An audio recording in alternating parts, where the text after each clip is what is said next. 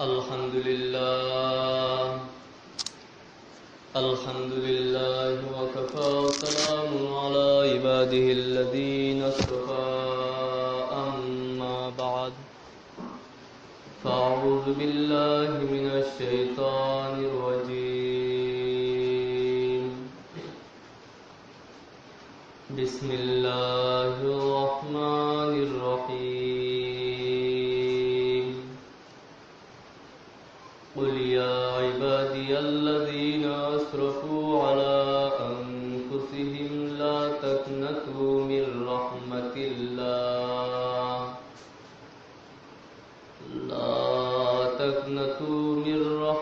الله إن الله يغفر الذنوب جميعا صدق الله المولانا العظيم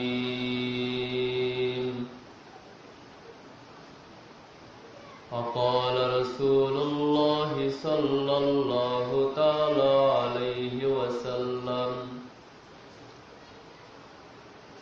من أحب سنتي فقد أحبني ومن أحبني كان معي في الجنة وقال رسول الله صلى الله تعالى عليه وسلم تركت فيكم أمرين لن تضلوا ما تمسكتم بهما كتاب الله وسنة رسوله أو كما قال عليه الصلاة والسلام আল্লাহ পাক জাল্লা জালালুহু ওয়া আম্মা নাওয়ালুহু আমাদের সবাইকে মাফ করেন। আল্লাহর মহব্বত মারিফত আমাদের সকলের অন্তরের মধ্যে পয়দা করে দেন। মহান রব্বুল আলামিন আমাদেরকে জান্নাতুল ফেরদাউস মঞ্জুর করেন এবং জাহান্নাম থেকে নাজাত দান করেন। মুহতারাম হাজিরিন, মহান রব্বুল আলামিন প্রত্যেকটা মুসলমানের উপরে 5 ওয়াক্ত নামাজকে ফরজ করেছেন। মুসলমান যে যে সিলসিলার হোক, যে যে গ্রুপের হোক, যে যে দলের হোক, যে যে হুজুরের ভক্ত হোক, সব মুসলমান বলবে আমাদের উপরে ভাই 5 ওয়াক্ত নামাজ ফরজ। কোন মুসলমান এমন নাই যে বলবে আমার উপরে কিন্তু নামাজ 10 ওয়াক্ত ফরজ। মহান রব্বুল আলামিন সব মুসলমানদের উপরে রোজাকে 1 মাস ফরজ করছেন। কোন মুসলমান নাই যে বলবে আমার উপরে 2 মাস 15 দিন ফরজ। মহান রব্বুল আলামিন সব মুসলমানদের উপরে হজকে জীবনে 1 বার ফরজ করছেন। কোন মুসলমান নাই যে এমন বলবে আমার উপরে কিন্তু হজ বছরে 12 বার ফরজ। সব মুসলমানদের উপরে বছরে একবার জাকাত ফরজ। কোন মুসলমান বলবে না যে আমার উপরে কিন্তু 4 বার ফরজ। আমার ভাই, মুসলমান যে যেই দলেরই হোক, এখানে সব মুসলমান এক। আজকে মুসলমানেরা হজে যাবে, তো মিনা, আরাফা, মুজদালিফা সব মুসলমানদের জন্য একটাই। সব মুসলমানদের মদিনা ওই একটাই মদিনা যেখানে হযরত মুহাম্মদুর রাসূলুল্লাহ সাল্লাল্লাহু আলাইহি ওয়াসাল্লাম ঘুমায় রয়েছে। সব মুসলমান ইন্তেকালের পরে, মৃত্যুর পরে ওই মাটির নিচে কবর বিছানায় ঘুমাবে। আমার দোস্ত, সব মুসলমানদের কাফন হবে সাদা কাপড়। তো মুসলমানদের সবই এক। আল্লাহ পাকের আইন সব মুসলমানদের জন্য এক। কেউ বলতে পারবে না আমার জন্য কিন্তু মহান রব্বুল আলামিন আলাদা আইন করছেন, আলাদা হুকুম করেছেন। না আমার দোস্ত, সব মুসলমানদের জন্য আল্লাহ পাক একই রকম আইন করেছেন। সবই যদি এক হয়, আজকে বাংলার জমিনে কিছু মুসলমান আছে, এরা বলতে থাকে যে ভাই অমুকে কিস্তি টুপি পরছে, সে আমাদের দলের হুজুর না। অমুকে গোল টুপি পরছে, সে কিন্তু আমাদের দলের না। অমুকে এমন রকম এইসা রকমের পাঞ্জাবি পরছে, সে আমাদের দলের হুজুর না। অমুকে এইসা রকম পরছে, সে আমাদের দলের হুজুর না। আমার দোস্ত, আজকে ছোট্ট ছোট্ট কিছু পার্থক্য মুসলমানদের মধ্যে বিশাল বড় ফাটল সৃষ্টি করছে। এই ছোট ছোট কিছু পার্থক্য আজকে মুসলমানদের মধ্যে অনেক বড় ফাটল সৃষ্টি করছে। এই ছোট ছোট পার্থক্য গুলা না দেখা আজকে যদি মুসলমান দেখতো, মুসলমান যদি ভাবতো না এরকম হাজারো সূত্র আছে যেগুলো মুসলমানদেরকে কেবলমাত্র জুড়ে জুড়ে রাখে, যেগুলো মুসলমানদেরকে মিলায় ঝুলায় রাখে, এর মধ্যে একটা সূত্র হচ্ছে লা ইলাহা ইল্লাল্লাহ মুহাম্মাদুর রাসূলুল্লাহ। এখানে এসে সব মুসলমান এক, এখানে সব মুসলমান এক। সব মুসলমান বলবে আমাদের কালেমা কিন্তু লা ইলাহা ইল্লাল্লাহ মুহাম্মাদুর রাসূলুল্লাহ। আমার ভাইরা, সব মুসলমানদের কিবলা ওই পবিত্র কাবা শরীফ। সব মুসলমান বলবে আল্লাহর পরে যার স্থান, আল্লাহর পরে যার মাকাম, আল্লাহর পরে যার মর্যাদা, তিনি হচ্ছেন আমাদের জানের নবী, আমাদের প্রাণের নবী, আমাদের কলিজার টুকরা হযরত মুহাম্মাদুর রাসূলুল্লাহ সাল্লাল্লাহু আলাইহি ওয়াসাল্লাম। সব মুসলমান এই কথা বলবে। এক আল্লাহওয়ালা বুজুর্গ সব সময় রাসূল পাক সাল্লাল্লাহু আলাইহি ওয়াসাল্লামের তারিফ করতে করতে, প্রশংসা করতে করতে একসময় ক্লান্ত হয়ে গেলেন। ফের বললেন, ইয়া রাসূলুল্লাহ, আপনার পরিপূর্ণ প্রশংসা করা আমার দ্বারা সম্ভব না, আমি পারবো না আপনার পরিপূর্ণ প্রশংসা করতে। আমি শুধু এতটুকুই বলি যে আল্লাহর পরে যার মাকাম, আল্লাহর পরে যার স্থান, আল্লাহর পরে যার মর্যাদা, সেটা আর কেউ না, সেটা আপনি নবী, সেটা আপনি নবী। আমার ভাইরা, সব মুসলমানদের কিবলা পবিত্র কাবা শরীফ। সব মুসলমানই একই কথা বলবে যে আল্লাহর পরে যার স্থান, তিনি হচ্ছে আমাদের নবী। মুসলমান যে যেই দলেরই হোক, যে যেই হুজুরের ভক্ত হোক, যে যেই ধরনের টুপি পরুক, আমার ভাই, কোন মুসলমান কি এমনটা বলবে যে আল্লাহর পরে রসুলের আগে আমার কাছে কিন্তু অন্য কেউ প্রিয়? এমনটা কোন মুসলমান বলবে না। বরং সব মুসলমানের কাছে আল্লাহর পরে সবচেয়ে প্রিয় হচ্ছে রসুল, সবচেয়ে প্রিয় রসুল। আমার ভাইরা, আজকে টুপি নিয়েও একটা দল, জামা নিয়েও একটা দল, না কোনো দল নাই। সব সিজদাওয়ালারা মুসলমান, সব নামাজিওয়ালারা মুসলমান, মক্কা মদিনার সব আশেকরা মুসলমান। আমার ভাই, আমাদের শুধু একটাই পরিচয়, একটাই দল, আমরা মুসলমান, আমরা আল্লাহ পাকের বান্দা, আমরা হযরত মুহাম্মদুর রাসূলুল্লাহ সাল্লাল্লাহু আলাইহি ওয়াসাল্লামের উম্মত। এটাই হচ্ছে আমাদের পরিচয়। আমরা অমুক হুজুরের ভক্ত, আমরা কিস্তি টুপিওয়ালা, আমরা গোল টুপিওয়ালা, আমরা সত্য টুপিওয়ালা, এগুলো আমাদের পরিচয় না। আমাদের পরিচয় হবে একমাত্র একটাই, আমাদের পরিচয় আমরা রসুলের উম্মত, আমরা আল্লাহ পাকের বান্দা। আমার ভাইরা, তো আল্লাহর পরে যার মাকাম, তিনি হচ্ছেন আমাদের রসুল হযরত মুহাম্মদুর রাসূলুল্লাহ সাল্লাল্লাহু আলাইহি ওয়াসাল্লাম। আজকে মুসলমান, তোমার সামনে যদি কোনো বেঈমান নাস্তিক, কোনো হায়ওয়ান তোমার মায়ের আঁচল ধরে টান দেয়, আর তুমি যদি মানুষ হয়ে থাকো, তাহলে ওই হায়ওয়ানের মোকাবেলা করে তুমি তোমার মায়ের ইজ্জত রক্ষা করো। তোমার সামনে যদি কেউ তোমার স্ত্রীর চরিত্রের উপরে কলঙ্ক লেপন করতে চায়, তাহলে আর সমস্ত পৃথিবী যদি তোমার বিরুদ্ধে থাকে, সমস্ত পৃথিবী তোমার বিরুদ্ধে, তুমি যদি দুর্বল হও, এই দুর্বলতা নিয়ে তুমি একাই ওই হায়ওয়ান বেঈমান নাস্তিকের বিরুদ্ধে করে মোকাবেলা করে তোমার স্ত্রীর ইজ্জত রক্ষা করবে, তোমার মায়ের ইজ্জত রক্ষা করবে, তোমার মেয়ের ইজ্জত রক্ষা করবে। আমার ভাইরা, তোমার স্ত্রীর চরিত্রের উপরে কলঙ্ক লেপন করার প্রয়োজন নাই। কেউ যদি এতটুকু বলে, আর তুমি যদি শোনো যে কেউ বলছে তোমার স্ত্রীর সাথে অবৈধ সম্পর্কে লিপ্ত হবে, আর ওই হায়ওয়ান কুলাঙ্গারকে, তখন তুমি ছেড়ে কথা বলবা না, নিজের জীবন দিয়ে হলেও স্ত্রীর ইজ্জত রক্ষা করবা, নিজের জীবন দিয়ে হলেও মায়ের ইজ্জত রক্ষা করবা। আমার ভাইরা, আজকে এটা আলহামদুলিল্লাহ যে মুসলমানদের মধ্যে মায়ের জন্য মহব্বত, আলহামদুলিল্লাহ মুসলমানদের মধ্যে তার স্ত্রীর জন্য মহব্বত। আল্লাহ পাকের দরবারে লাখো কোটি শুকরিয়া যে মুসলমানদের মধ্যে তার মেয়ের জন্য মহব্বত আছে। লেকিন আমার ভাই, আজকে আফসোসের কথা, মুসলমানদের সামনে আজকে বেঈমান নাস্তিক কতগুলো হায়ওয়ান রসুলের চরিত্রের উপরে কলঙ্ক লেপন করতেছে। বাংলাদেশের লক্ষ লক্ষ কওমি মাদ্রাসাগুলোয় তালা লাগাইতেছে, আল্লাহ আল্লাহ বলনেওয়ালা রকম লুকুটি কুড়ি মসজিদের মধ্যে আগুন লাগাইতেছে। লেকিন সেখানে মুসলমান গিয়ে বলে যে যার যার কবরে সে যাবে, শাস্তি আল্লাহ পাক দিবে। শাস্তি আল্লাহ পাক দিবে। কই, যখন তোমার মায়ের আঁচল ধরে টান দিছে তখন তো একবারও বলো নাই যে শাস্তি আল্লাহ পাক দিবে? যখন তোমার স্ত্রীর চরিত্রের উপরে কলঙ্ক লেপন করছে তখন তো বলো নাই শাস্তি আল্লাহ পাক দিবে? এবার নিজেকে নিজে একটু প্রশ্ন করো, আমিও করি, যে আমাদের অন্তরের মধ্যে রসুলের জন্য কতটা মহব্বত, রসুলের জন্য কতটা মহব্বত। আমার দোস্ত, শাস্তি তো আল্লাহ পাক দিবে। মুসলমান কিভাবে সহ্য করতে পারে যে আজকে মুসলমানদের সামনে রসুলকে গালি দেয়, রসুলের চরিত্রের উপরে কলঙ্ক লেপন করতেছে? আমার ভাইরা, যা হোক, আমি এদিকে বলতে চাই নাই, আমার নিয়ত ছিল অন্য বিষয়ে বলা, তো কোথা থেকে কোথায় চলে আসছি। আল্লাহ পাক সবাইকে বুঝ দান করেন, রসুল পাক সাল্লাল্লাহু আলাইহি ওয়াসাল্লামের পরিপূর্ণ মহব্বত সকলের অন্তরের মধ্যে পয়দা করেন। আমার ভাই, যার বোঝার সে এমনি বসছে, কারণ কথায় আছে না, তরকারি যদি ভালো হয় অল্প জালে সেজে, বুদ্ধিমান মানুষ হইলে ইশারাতেই বুঝে।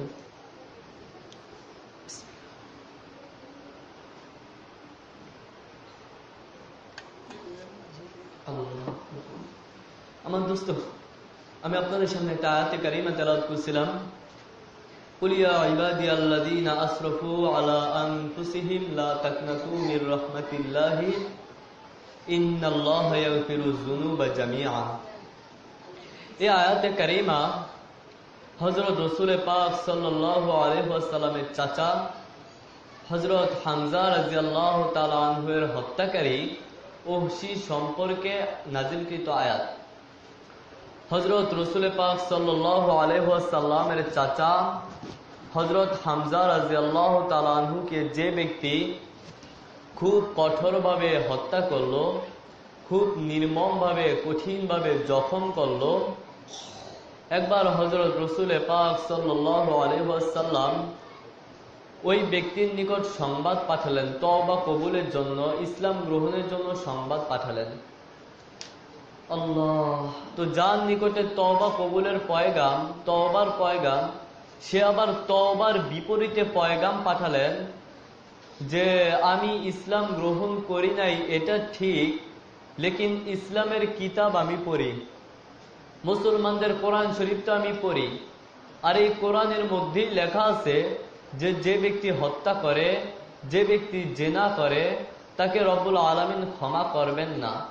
এই আয়াতে কারিমার মধ্যে যতগুলো অপরাধের কথা বলা আছে সবই তো আমি করি, কোনোটাই তো আমি বাদ দেই না।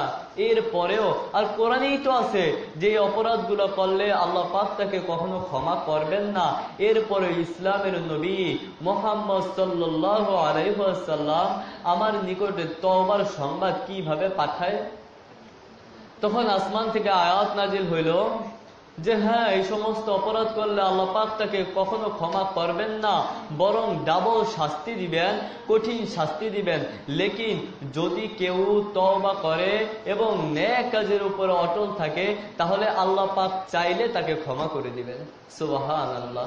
আমার ভাই, আল্লাহ পাক চাইলে তাকে ক্ষমা করে দিবেন। তখন ওহশী আবার সংবাদ পাঠালেন যে এখনো আমার তওবার বিষয়টা অস্পষ্ট হয়ে আছে, কারণ আল্লাহ পাক বলছেন যে যদি কেউ তওবা করে এবং নেক কাজের উপরে অটল থাকে, আমি কি নেক কাজের উপরে অটল থাকতে পারবো এটা তো আমি জানি না। এবং আল্লাহ পাক বলছেন যে আল্লাহ পাক চাইলে তাকে ক্ষমা করবেন, আমার বিষয়টা আল্লাহ পাক চাইবেন কিনা তাও তো আমার জানা নাই। বন্ধু, আল্লাহ পাকের একটা নাম আছে কারীম। এই নামের কিছু কিছু গুণ মা বাবার মধ্যেও আছে। যেমন সন্তান খাবার খাইতে চায় না, আচ্ছা খাইলে কি ওর উপকার না লাভ? উপকারিত হয়, ক্ষতি তো আর হয় না। তো আমার দোস্ত, তারপরও সন্তান খাইতে চায় না, কারণ ও মনে মনে চিন্তা করে, ভাবে যে আমি না খাইলেই বোধহয় আমার উপকার। কিন্তু মা জানে যে ও না খাইলে ওর উপকার না, বরং এক লোকমা খাইলেই ওর উপকার। ও কেবল উল্টা বোঝে, ও বোঝে যে আমি না খাইলেই বোধহয় ওর লাভ হবে, উপকার হবে। আমার দোস্ত, তখন মা সন্তান যখন খাবার খাইতে চায় না, মা তখন গল্প জুড়ে দেন, গল্প বলেন, নানার বাড়ির গল্প বলেন, তারপরে টিকটিকি দেখান, ব্যাগ দেখান, ইত্যাদি ইত্যাদি গল্প জুড়ে দিয়ে তারপরে এক লোকমা ভাত সন্তানের মুখে ঢুকায় দেয়। যতই কান্নাকাটি করে ওকে খাওয়ার জন্য জোরাজুরি করতে থাকে। কারণ কি? মা জানে ও এক লোকমা খাইলেই ওর উপকার হবে। আর সন্তান কেবল উল্টা বোঝে আর কান্নাকাটি করে যে আমি না খাইলেই বোধহয় আমার উপকার, তখন না খাওয়ার জন্য কান্নাকাটি করে। আমার দোস্ত, আল্লাহ পাক বলেন আমার বান্দাদের মধ্যে কিছু বান্দা ऐसा রকমের, ওরা কেবল উল্টাটাই বোঝে।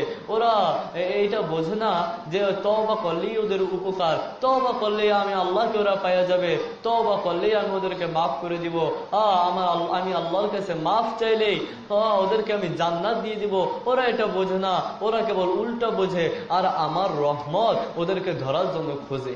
সুবহানাল্লাহ, আমার রহমত কেবল ওদেরকে ধরার জন্য খোঁজে। আমার ভাইরা, এই জন্য আল্লাহ পাক বলেন বান্দা তোমার গুনাহ হয়ে গেছে তো তুমি আমার কাছে তওবা করো, আমি আল্লাহ তোমাকে মাফ করে দিব। তুমি তওবা করো। এক নাপাক ব্যক্তি নদীর পারে দাঁড়ায় দাঁড়ায় বলতেছে, হে নদী, আমি তো নাপাক হয়ে গেছি, আমি চাই না তোমার মধ্যে গোসল করা, তুমি নদীকেও আমি নাপাক বানাইতে চাই না, আমি চাই না আমার দ্বারা অন্য কেউ নাপাক হোক, আমি তো হয়েই গেছি, করার কিছু নাই। তখন নদী হাইসা দিয়ে বলছে যে আরে বেকুফ, তুমি তো নাপাক হইছ, আর আমি নদী কখনো নাপাক হই না, আমি তো পাক পবিত্র, বরং নাপাক লক্ষ লক্ষ নাপাককে ধুইয়া সাফ করে আমি পবিত্র বানায় দেই। আল্লাহ পাক বলেন নদী তো, সাগর তো নিজে পবিত্র, আর ওর পবিত্র বানানোই ওর ডিউটি, পবিত্র বানানোর জন্যই ওকে আমি সৃষ্টি করেছি।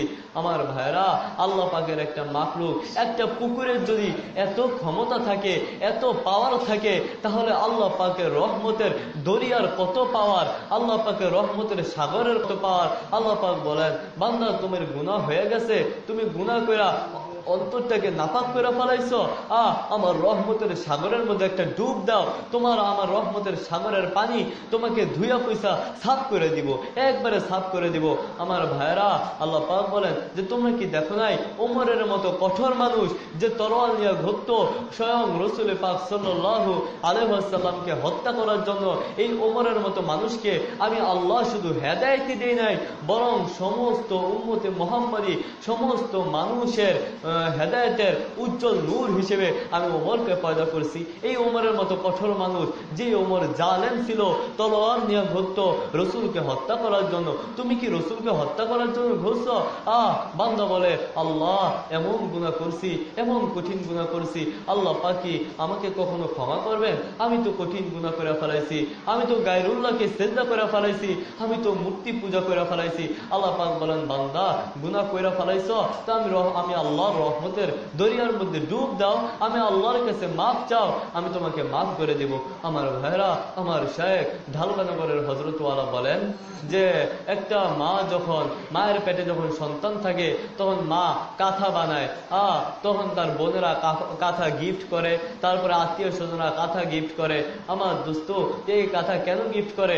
সাজায় রাখার জন্য না, বরং মা জানে এই কাঁথাগুলো আমার সন্তান পেশাব করবে, টয়লেট করবে, এই জন্য সন্তান যখন এই কাঁথার মধ্যে টয়লেট করে, পেশাব করে, তখন মা আবার এগুলো ধুয়ে আনে।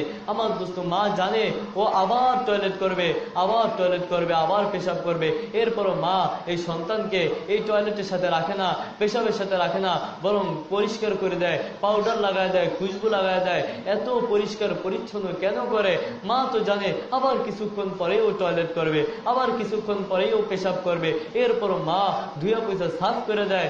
আমার দোস্ত, আল্লাহ পাক বলেন আমার বান্দা তুমি তওবা করতেছ, আমি জানি তুমি আবার অ্যাক্সিডেন্ট করবা, আমি জানি তুমি আবার গুনাহ করে ফেলবা, তওবা করলে কি এখন তওবা করতেছ, আবার কিছুক্ষণ পরে যায় গীবত করবা, আবার কিছুক্ষণ পরে যায় চগলখুরি করবা, ভিন নারীর দিকে তাকাইবা, টেলিভিশন দেখবা, আমি আল্লাহ জানি, আমি তো জানি তুমি আবার গুনাহ করবা, তুমি তওবা করতেছ, তওবা করো। তুমি যখন আমার বান্দা যখন তওবা করে, আমি তখন আল্লাহর রহমতের দরিয়ার মধ্যে জোশ মারে, আমি আল্লাহ রহমতের সাগরের মধ্যে ঢেউ মারে।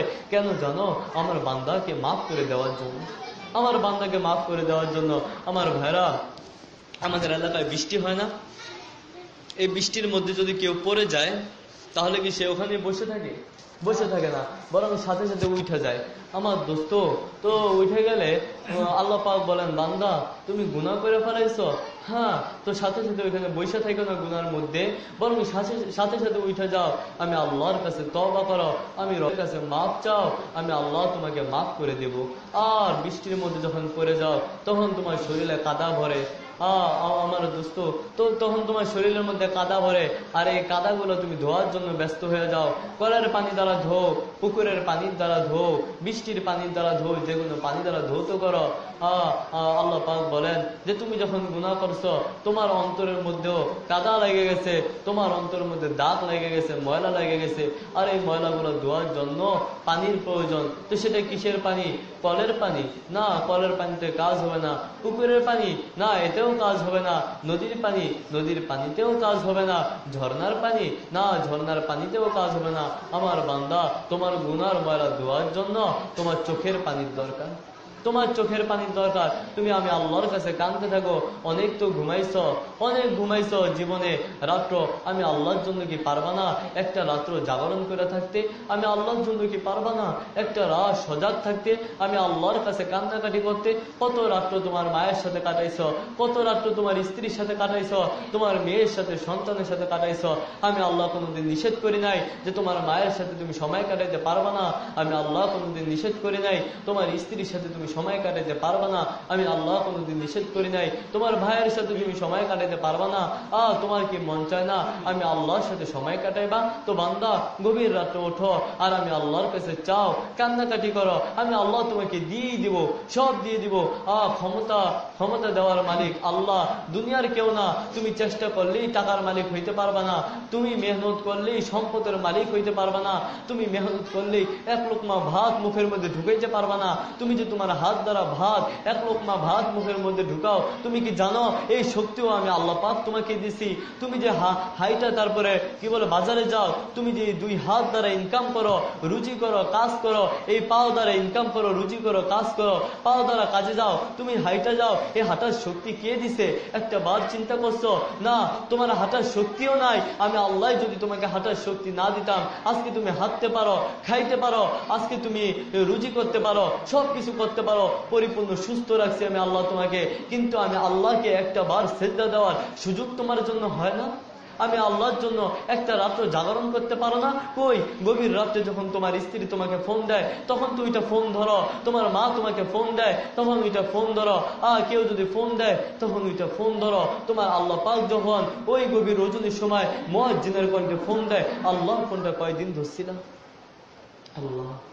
আল্লাহর ফোনটা কয়দিন ধরছিলা? তোমার কি মন চায় না আমি আল্লাহর কুদরতি পায়ের উপরে একটা বার সেজদা করবা? তোমার এই মহব্বত তোমার আল্লাহর জন্য, আল্লাহ পাক রব্বুল ইজ্জত আল্লাহর জন্য পরিপূর্ণ মহব্বত আমাদের অন্তরের মধ্যে পয়দা করে দেন। বলেন আমিন। আমার ভাইরা, সর্বমুহূর্ত হামেশা আল্লাহর হয়ে থাকা। হ্যাঁ, আমি খাবার খাবো, এই খাবার খাওয়াটা হবে আল্লাহর জন্য। আমি গোসল করব, এটাও আল্লাহর জন্য। নিয়ত থাকবে আল্লাহর জন্য, পরিষ্কারের জন্য না।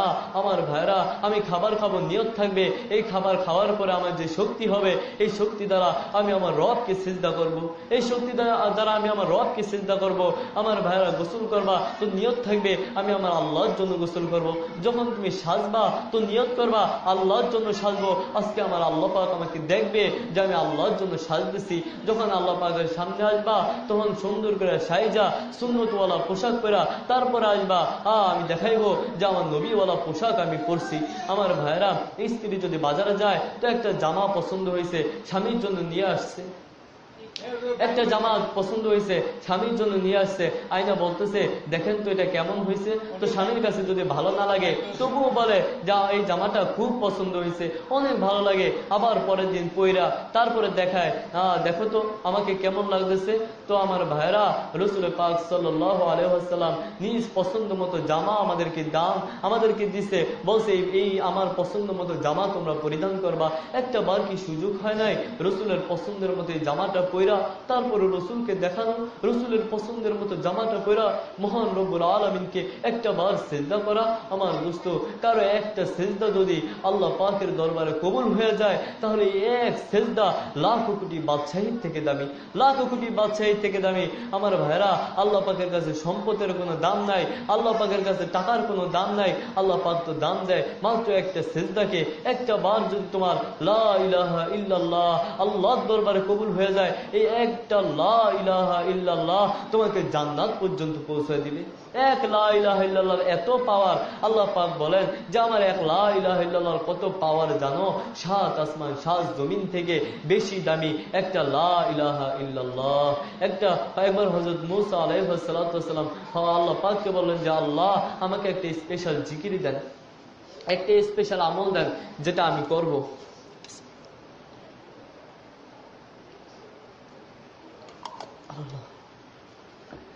তো হযরতে মূসা আলাইহিস সালাম আল্লাহ পাককে বললেন যে আল্লাহ একটা স্পেশাল আমল দেন। তখন আল্লাহ পাক বললেন মূসা তুমি সবসময় জিকির করো লা ইলাহা ইল্লাল্লাহ। তখন মূসা আলাইহিস সালাম বললেন যে আল্লাহ এই জিকির তো সবাই করে। তো আল্লাহ পাক বললেন মূসা তোমার তো কোনো খবরই নাই যে লা ইলাহা ইল্লাল্লাহর কত পাওয়ার, কত দাম। তুমি কি জানো লা ইলাহা ইল্লাল্লাহর কত পাওয়ার? লা ইলাহা ইল্লাল্লাহ 7 আসমান 7 জমিন থেকে বেশি ভারী লা ইলাহা ইল্লাল্লাহ। আমার ভাইরা, তো আমি একটু অসুস্থ, বেশি বয়ান করতে পারলাম না। ওয়া আখির দাওয়ানা আলহামদুলিল্লাহি রাব্বিল আলামিন। সুন্নাত পড়েন।